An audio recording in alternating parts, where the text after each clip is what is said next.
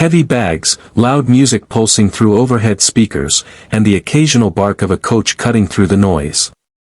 Young, sweat-slicked fighters danced in the ring, throwing rapid-fire combinations, their footwork sharp and cocky. Then the door creaked open. An elderly black man stepped in quietly. He wore a faded hoodie, sleeves pushed up to reveal forearms crisscrossed with scars and age. His eyes, however, held something steady, something that had seen more rounds than the ring could count. He carried a weathered gym bag, its straps frayed, its surface scratched from years of hard travel. As he moved toward the bench near the ring, conversations dipped, and eyes turned. Whispers followed. Who brought their grandpa? Yo, is this a history lesson? Nah, man, maybe he's here to mop the floor. A final voice cut through the laughter, mockingly high-pitched. What's he gonna do, teach us jazzercise? The old man didn't look up. He sat down, slowly unzipped the bag, and began wrapping his hands. His fingers moved with ritual precision, loop, pull, tighten, like he'd done it 1,000 times. He didn't flinch at the laughter or the sarcasm. But a quiet tension began to settle in the room. Some of the more seasoned boxers paused, watching him more carefully now. His hands, gnarled with time, moved like a man who hadn't forgotten a thing. The music kept playing. The bags kept thudding. But something about the air had shifted. The old man didn't need to speak, his silence said plenty. Something was coming. And the gym didn't see it yet. The ring stood at the center of the gym, framed by harsh overhead lights that cast long shadows across the canvas. Sweat glistened on the ropes, and the faint smell of liniment hung in the air. Around it, fighters paused their routines, drawn by the unfolding spectacle. A brash young boxer, all swagger and showmanship, grinned as he leaned over the ropes, calling out, "Come on, old man. Just a light spar. I'll go easy on you." Laughter echoed from a corner. A few of the younger crowd egged him on. Trainers exchanged looks, some amused, others uncertain. Without a word, the old man stood, slipped on his gloves, and climbed the steps. His joints creaked faintly, but his movements were deliberate, controlled. He didn't speak. He didn't grin.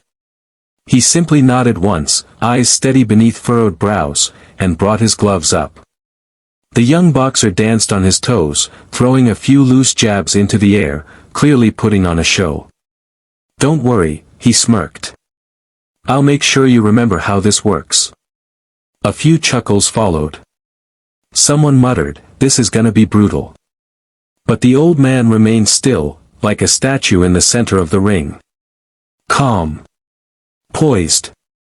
Breathing slow and deep. The room began to shift. Trainers leaned forward.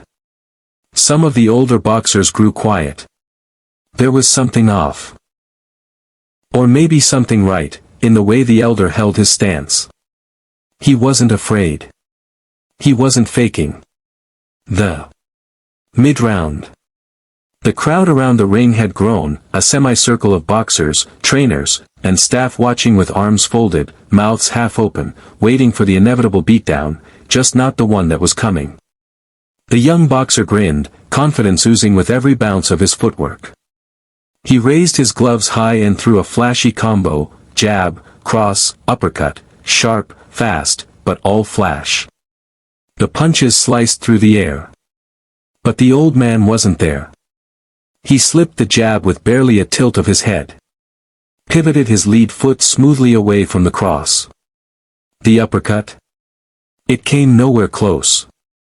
The elder's body flowed like water, all instinct and economy, no wasted motion. Then came the moment. A close-up of his eyes, calm, locked in, unmoved. The world around him seemed to slow. His feet were already planted. His hips coiled. Boom. A single, vicious uppercut launched from his core like a spring-loaded trap. It caught the younger fighter clean on the chin, snapping his head back. Time froze for half a second, then collapsed. The boxer hit the canvas with a sickening thud, limbs sprawled, mouthguard skidding across the mat. Silence. The music cut out. Bags stopped swinging. The laughter, the sarcasm, vanished like smoke. The gym stood still. A few jaws hung open. One trainer took off his cap, eyes wide.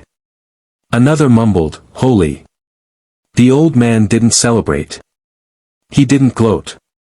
He simply lowered his gloves, stepped back to neutral stance, and exhaled, like he'd just flicked a switch. No sweat. No grin. Just decades of fight mastery packed into a single, perfect punch. Respect hit the gym even harder than the uppercut. No one laughed now. The gym was frozen in time. The young boxer lay groaning softly, one glove covering his face as two trainers crouched beside him, helping him sit up. His cocky smirk was long gone, replaced by dazed confusion. He blinked slowly, trying to process what had just happened. Around the ring, no one said a word. Fighters who had been laughing minutes ago now stood slack-jawed, eyes fixed on the old man in the center of the ring. It wasn't just surprise in their faces, it was something deeper. Respect. Maybe even a little fear. He said nothing. The elder slipped out of the ropes the same way he'd come in, calm, deliberate, steady. He walked back to the bench, unlaced his gloves with the same slow precision he'd wrapped his hands earlier. The gym bag sat where he'd left it, worn leather and torn zippers like battle scars. He opened it and tucked the gloves inside. No one moved. Then, without fanfare, he stood up, slung the bag over his shoulder, and looked around. His eyes swept the room, not judging, not accusing, just remembering. And then, finally, he spoke. His voice was low but carried clear through the stillness.